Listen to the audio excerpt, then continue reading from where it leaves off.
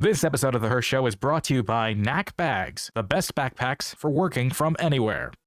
Hi everyone, I'm Kyle Hirsh, your host, and on today's show, we speak with a stand-up comic who had it all and lost it all. Now, he's heading for a comeback for the ages. Today, we're speaking with stand-up comic and former American Idol host, Brian Dunkleman. The Hirsh Show starts now.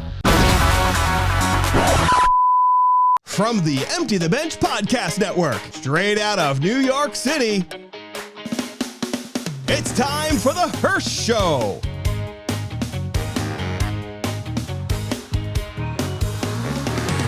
He's back and better than ever. And on today's show, comedian and TV personality, Brian Dunkleman.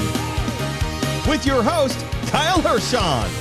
And now, here's Hirsh. All right, everybody, welcome aboard to The Hirsh Show. Thank you so much for joining us. Thank you, of course, to our friends at Knack for sponsoring this episode. But today, I want to talk to somebody who had it all, lost it all, is now starting to regain his ground. I'm talking with original American Idol host and stand-up comedian Brian Dunkleman. Brian, thanks so much for joining me today. I had it all, not quite all of it. Well, are we talking about my mind? Yeah, who knows?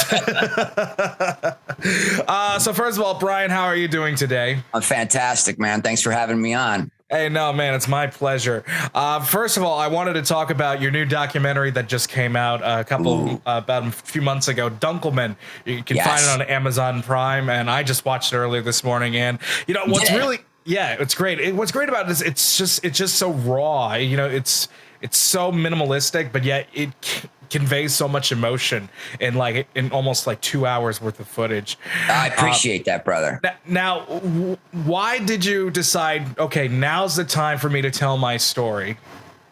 Yeah, let's go. Let's get into it, man. I have had an interesting little journey here, and a few years back, I just decided I'm not going to even make my own decisions anymore because they all seem to be incorrect. And I just basically said, I'm going to let the universe decide what I do from here on out. I'm yes-anding every sign I get, and that's just the way I'm going to live my life. Well, I was thinking, man, I was going through a divorce and a custody battle. I was driving an Uber, and I thought, man, I just need just give me financial stability. I stopped doing stand-up so I could be there for my kid. I just want financial stability. I don't want to panic. And then the pandemic hit. And I got the extended unemployment and the PPP and the EIDL. And I say, let's keep it going because this is the best I've done in 20 years. I was like, okay, that was a little much, universe, but I'll take it. So what happened at the beginning? Great. I've been doing that since 2003. So I got this. But I started doing a YouTube channel with my son. He wanted to do a gaming channel. He was 7 years old at the time. So right before everything closed down, I got a green screen, and I thought, well, I'm going to learn how to do this. You know, I'd done a little bit on, iMovie, and we just shot us playing video games. And I learned how to do all that editing, and I'd never done green screen, and it's a lot, but everything you need to learn how to do a YouTube channel is on YouTube. Yes. So that was a really good time suck because, we weren't leaving the house. So I started doing these games, and it was pretty cool. Like we would do one game from his generation, like a Roblox. And then I'd show him an Atari game. They have all these Atari games available on your Xbox. Yeah. It was like the battle of the generations. And I had about maybe 30 videos online, and I'm not kidding. I don't know how to promote. There was maybe 12 views, 13 views for some of these.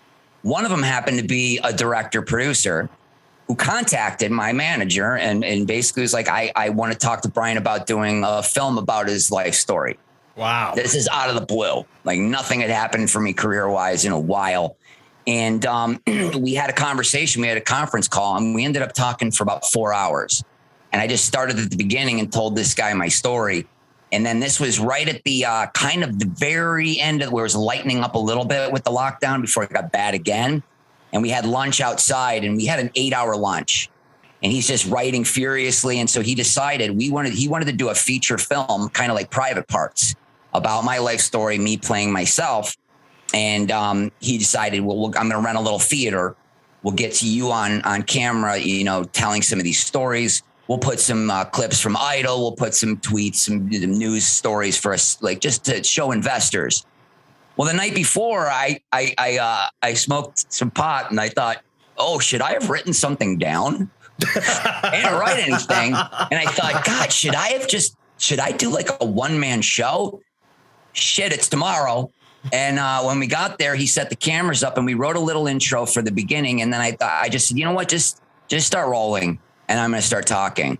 And we got about 4.5 hours of footage. Wow. So when he started looking at it that night, he called me. He's like, look, this is so good. He's like, I think this is a totally separate project. So we ended up editing it down to, I think, 100 minutes. And then released it on Amazon, and that's how that happened.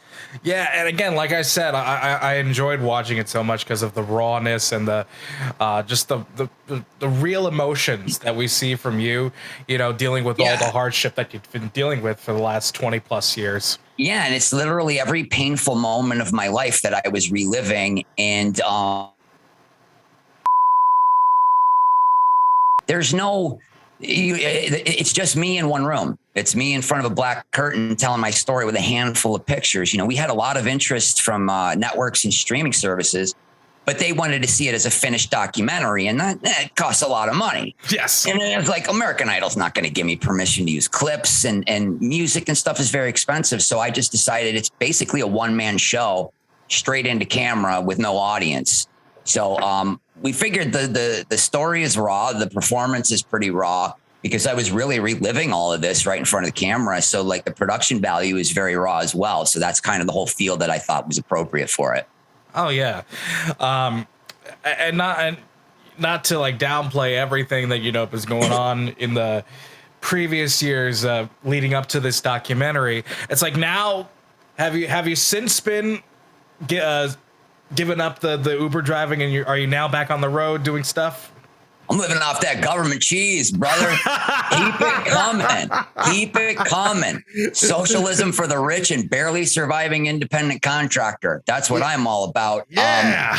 Look, this is what, as I said, I'm yes-anding the universe, and I'm telling you, I've just gotten money out of the blue. Like, California is taking care of its residents if you put the work in and actually apply for things. Of course, I've gotten grants. I've gotten PPP money I did not have to pay back. I got a year of rent paid, utilities paid. I took advantage, and it's literally freed me up. I used that money to finish this documentary. I had to edit this. I had an editor fall through. And it was like, well, we tried to time it for the beginning of American Idol this season. And I thought, nobody's coming to save me.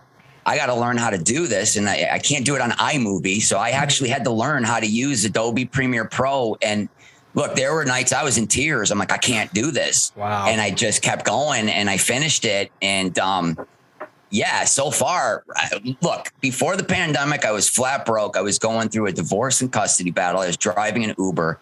Then the pandemic hit.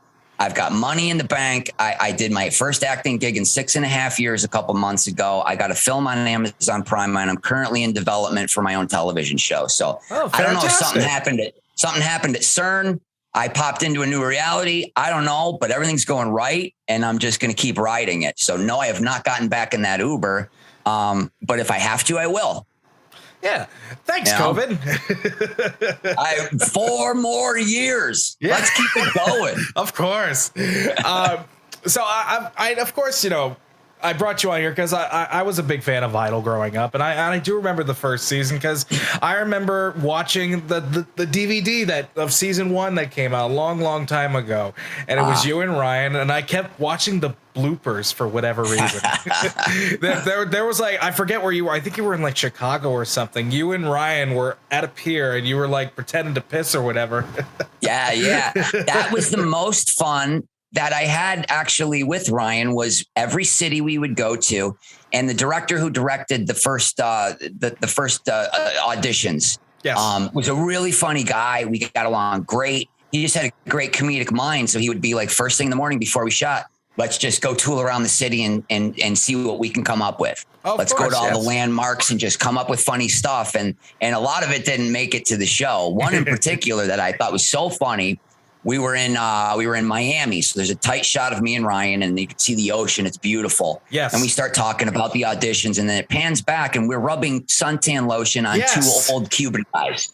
Yeah. And then we get one of them to go, yeah, that's the way Daddy likes it. And they were like, oh, we can't use that. And I'm like, why? Because it's too funny. So we did a ton of stuff like that never made it. But that was really my favorite part of the whole experience. See, thankfully that's on the DVD, so you can see it on there. Yeah, it's on I made a hosting reel too that's online somewhere that I used all that footage. Oh, I just thought it was really fun. There was also in Miami, I kept asking, and now you got to remember what year this was, kept asking the kids, who's your favorite Osmond? Oh, wow. And 15 kids were like, Ozzy is Ozzy is in the lead. And you're like, nobody understood what I was doing. But I mean, I'm in a country in America. Sharon! I mean, so let's continue with Idol. I mean, when you first started, looking for work, I mean, when did Idol necessarily come to you? Did it come to you, or did you have to go out there and try out? Yeah, in a way, it really did come to me. I was, I got an agent pretty quickly. Everybody kind of told me when I moved out here, it takes about 3 years to really kind of get any kind of footing. And I just moved out. I didn't know what I was doing. And you just try and get on stage. And I got a little bit of attention from stand-up. I got a manager. He got me an agent. And then I got my first acting gig was Two Guys, a Girl in a Pizza Place. Chess fan #1. Thank you. And then I got a bunch of little acting roles. And then I did the Aspen Comedy Festival, which was that doesn't even exist anymore. But it was Aspen in Montreal. And that's where I got kind of known in the business. And I did a showcase one night in LA, and I ended up getting a deal for my own sitcom with Castle Rock. And in that process, I had always joked, I'll get a deal for my own show and then the world will end. Well, I got my deal like September 7th of 2001. Oh, geez. And the world kind of felt like it was ending. And like seriously, Paramount had barricades. I'm like, yeah, the Kelly is going to go after the studios next, and the LA landmark entertainment industry.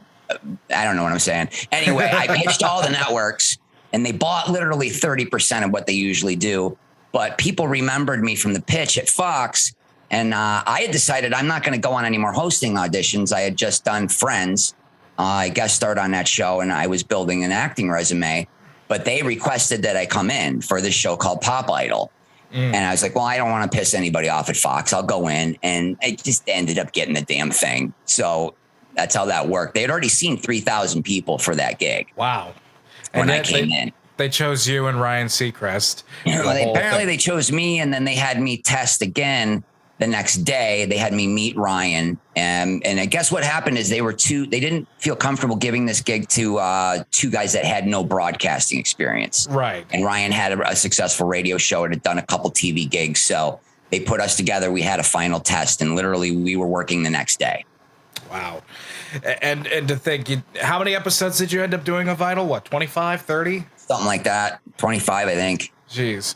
And during the whole documentary, your mind was going crazy. You were, what you say in the documentary is like you were losing your sanity. I don't want to give too much away, but it's like there was so much going on at that point. Well, I was coming out of a period of pretty heavy drug use, to be honest with you. I got into a little bit of a scene here, but I was still booking and working, and I kind of made a realization. I was with my girlfriend at the time, and we were up doing drugs all night, and we drove the next morning, and we ran out of gas on the way home, and I had to push to a gas station. I thought, if a cop comes, we're going to jail. And that's when I was like, man, I gotta stopped. And that's was a period of, I think in 3 weeks, I booked an MTV animated series. I booked a commercial, and then I booked Pop Idol. So I was really, really kind of emotionally raw coming off of all those drugs. And it was a lot of stress. And from day one, when I saw how they were treating those kids, it just was really, it really bummed me out. But on top of that, it was like, they wanted me to be a kind of a cheesy host, and that's not who I am. And considering that all the auditions were improv, I was me. Yeah. And they wanted me to be more like Ryan, and I'm like, this is just not what I do. No, I mean, you can't really replicate like what Ant and Dec did Unraveled during that first season. Yeah, you can't really replicate what Ant and Dec did over in the UK. You know, they've been a comedy team. They've been a comedy team since they were kids. Yeah. You know, you can't really replicate them here in the States. I mean, I don't know who the closest is you're going to get. But, you know, I mean, the first season, I mean, it was also really just a big test, really. I mean, it was a summertime show. People didn't think that it would be, you know, a big hit. Right. And then it just went gangbusters, and you and Ryan are just like two of the biggest names on the air at the time. And I'm sure that must have been like, okay, culture shock. Okay, this is a big deal, but the problem. It's really impossible to describe, you know, unless it happens to you. When you walk into a room and everybody looks at you, it's very, very strange. When you feel like you're in a fishbowl. It was a pretty intense experience. At night, there was like, I'd be at a restaurant at the valet waiting for my car. Car would peel away. You suck, Dunkleman. I'm like, why? What did I do? Just came in for dinner. Yeah, exactly. You know, you were mentioning something about, you know, faking all the like the tears and the stuff. And I mean, how often was this the case with some of the bigger moments? I remember that there was an incident where Simon and Randy like got into a fight. I don't know what he said, but something happened. Well, I'll tell you what he said. We were filming, and this was before the shows went live. We were doing a taped show in the studio, and then we'd have a live results show. Right. Well, I think the second or third one, group of 10, the first kid got up and sang, and then Randy and Paulo were like, "Oh, that was good. Great job." And then Simon's like, "This is ridiculous. That wasn't even good enough." And he and Randy, "Oh, come on, man. He wasn't that bad." He's like, no. We've already let 2 other monkeys through in this competition. And Randy just got incensed, stood up like, "You can't call people nothing." And in his defense, these other contestants were not African-American. Right. He just used the wrong word. Yes. Right. I'm not saying that Simon's racist. I would never say that. But yeah, it's a trigger word. And it was ugly. They had to be separated. They cleared the set. All the kids were crying. It took an hour. They brought him back, and they reshot everything. And they were like, going to have him say loser instead of monkey. So they just used some of the footage of Randy actually reacting angry, and then had everybody say loser instead. So when it aired, people were like, why is he getting so upset about loser? It's not what happened. So that's when I learned what the magic of reality television was. Oh, God. Sometimes you love it. Sometimes you hate it. I hate it every time. I don't know about you. I mean, to be honest with me, I mean, the most unscripted, and I mean this in quotes, like the most unscripted reality show has to be a game show.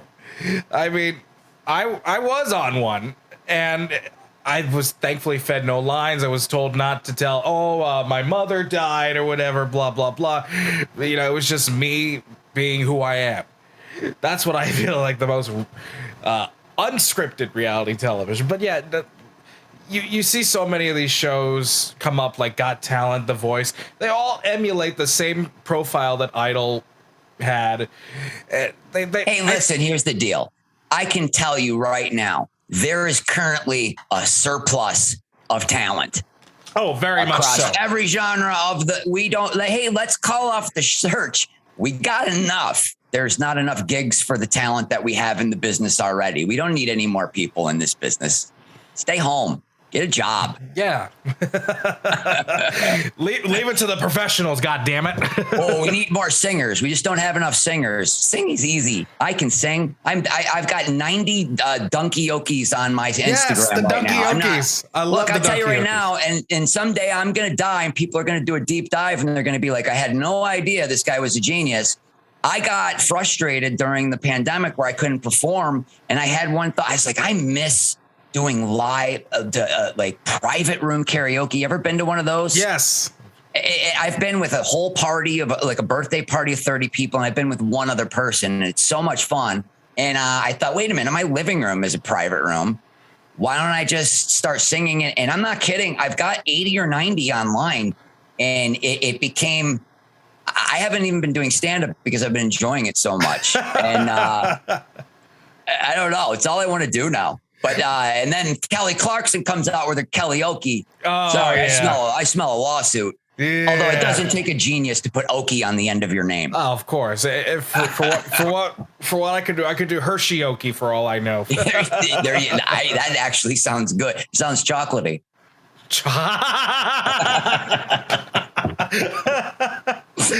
Oh man. Well, there goes another But lawsuit. seriously, go listen to every single one. There's only 90 of them. Do a deep dive, eat some gummies, and put on headphones. I'm at the Brian Dunkleman on Instagram, by the way, because some girl in Long Island decided she needed my name more than me, and I can't get rid of her. I might live 20 minutes away. Hey, girl from Long Island, where are you? Is that where you are? I'm on Long Island, so yes. So I found out what her real name is, so I stole her name. I'm like, two can play at this. You want to be at the Brian Dunkleman or at Brian Dunkleman? I'll be the Brian Dunkleman. I don't care. There you go. You can't trademark it like the Ohio State University, but still, that's right. It's the Brian Dunkleman. And somebody was like, "Oh, honey, the name." I'm like, "And why do you think I had to choose that name?" And they're like, "I don't know. Tell me." I'm like, "You're too stupid to follow me. Sorry." Quality, not quantity here, baby. And you mentioned that that you wanted to become an actor. You wanted to become, a full-time actor. You didn't want to do all these hosting gigs forever. But then recently you just did a live tour of Family Feud. I did. That's the thing I was doing. I was Uber driving. And you know what I did? When I think it was 2005 or 6, I got a call from Fremantle, who is the big company that does Idol. And they wanted to see if I wanted to host a live version of the Family Feud in Atlantic City. And so I did that 3 times for like 2 weeks over a summer. It was fantastic. And you just take the audience gets that we pick the families right out of the audience and you play the game. And it was the old music. It was so fun. And then that gig went away. And all these years later, you know what? I'm telling you right now, I just started thinking about it. I started thinking about it. Man, that was a good gig. I was getting $5,000 a week. I did not appreciate it at the time because I was like, "Oh, I should be making," you know what I mean? I was like, I would have a better perspective and I would love it if that gig still happened. I looked online. Are they doing it anywhere? I'm not kidding. 3 weeks later, I got a message on Facebook from a guy who's like, "I want to talk to you about a gig. I work with Fremantle." And it wasn't to host it. It was to be the announcer for a live touring version of the Family Feud. And I was like, yeah. I would absolutely do that. And it turned out to be one of the most fun gigs I've ever done. Alonzo Bowden, who is a brilliant comedian, he was the host. And then Ruben Irvin, he did the last leg of it, who actually does warm up for the show Family Feud. The sweetest guy and the crew and the cast, just amazingly wonderful people. And I got to be on it the second time we did it. I was on a tour bus with Pauly Shore for like a month. And then Chris Kattan for half of it and Tom Arnold the other half. Man, a good old bunch of comedians. And you know what? What's actually cool now, Wheel of Fortune's doing a tour. So I'm like, hey, you know what? Maybe they should hire you to. Yeah, I am available. Let me tell you what's cool about all these synchronicities happening. I did before all my life went completely in the toilet. I did a pilot and I played a serial killer named Brian Dunkleman. And the premise was, I just am killing everybody I think doesn't deserve what they have and everybody who's done me wrong. And there was a scene where there was a hand sticking out of my trunk. And in the script, that body was Pauly Shore. Oh, my God. Cut to, I'm on a tour bus with Pauly Shore. Did you ever have to explain to Pauly, he's like, hey, I'm sorry, I tried to kill you on a pitch. Nobody saw it. So it wasn't necessary. But Pauly pulled me aside one night. He's like, what you should do. A couple of years later, I got out of the blue this call. So I'm believing all of these synchronicities. I'm not. Am I losing my mind? Does it matter? things are going great. Yeah. And you know what was funny? I do know the producer for that show, so I'll give him a message to make sure that you get some work in. Here's the thing, though. I don't know if what I said in Dunkleman is going to upset Fremantle. I hope it doesn't. But I understand that they might not use me again after that because of some of the things that I talked about. But I really want to make sure people know this film is not about trashing American Idol or anybody else. It's just me telling the story, exactly what happened, so that the audience can put themselves in my position and think, what would I have done? What would I have thought? That's it. So I hope there's no hard feelings from anybody, but I hope not. There might be 20 plus years later. Could be. I mean, for all I know, I know a bunch of people over at Fremantle. So they're wonderful people. I love them. Yeah, absolutely. They're great. People at Fremantle, 19 Entertainment, whatever. They're great people. I deal with them every day. I think were the people that were a little pissed at me for a while, but I did the finale for the Fox finale and I saw a bunch of people and it was really, really, really great. It was very cathartic for me. Yeah, I can imagine, being on that stage with Brian one last time must have been hectic, might have been scary. You hadn't seen him in 20 I needed plus it. years. I hadn't seen him since the last show that we did. So it was my final step in releasing all of it. It really was. That was a huge thing for me to do that. And what's great was that you got a huge ovation, and it's like you really. People that watch American Idol don't understand what it took to become the success that it was on Fox. Yeah. And then fast forward to when it's now on ABC, it's taken on a complete different change, and to be honest, I don't like it. I haven't watched. I don't know anything about it. I do hear that they stopped being so cruel. All right, great. So after I leave, you stop doing all the stuff that was. But that's a great thing, though. Yes. Isn't the point of everybody just trying to become better, trying to evolve, trying to grow and learn? That show did the same thing. Yeah. They grew and they learned and they evolved. And, you don't need to make teenagers cry for people's entertainment. Like, people want to see talent. And it was what it was. And it was a moment in time. And boy, why haven't they re-aired that first season? That's what I don't understand, especially because I'd make about $30,000 in residuals. Why doesn't somebody air? It just seemed like it would have been perfect for the 20th anniversary. But yeah, when I first saw that Idol was going to be ending, I'm like, well, the show, was declining in a certain way, but the viewers started evolving. They started evolving from what they were back in 2000, where it was scandal, tabloid, scandal after scandal. There were so many colorful characters on the first season. Colorful is a good word. And nowadays it just feels so real. It feels so raw. You see all these talented singers and people that have these incredible stories. Show what they're worth, and thankfully not too many people, or at least in my opinion, not too many people are that harsh in judging them.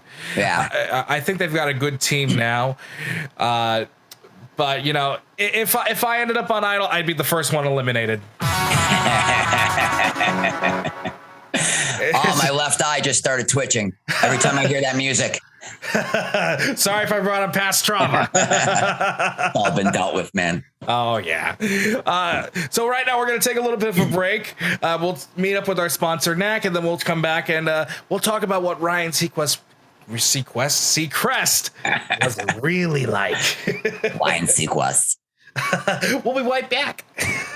Hold up 1 second. Don't hit that skip button because you don't want to miss this. Hey everyone, it's Hirsch and I've got a special deal just for you from my friends at NAC for this summer season. If you are looking for the perfect bag that is light, durable, versatile, don't miss out on the newest addition to the NAC family, the NAC Sling Bag. I gotta tell you, I love this bag so much. It's not too heavy, it's stylish, it carries what I need when I need it, and it comes in 3 different colors. Check out the link in the description to order yours, and if you click on that link, you'll get free shipping for your entire order.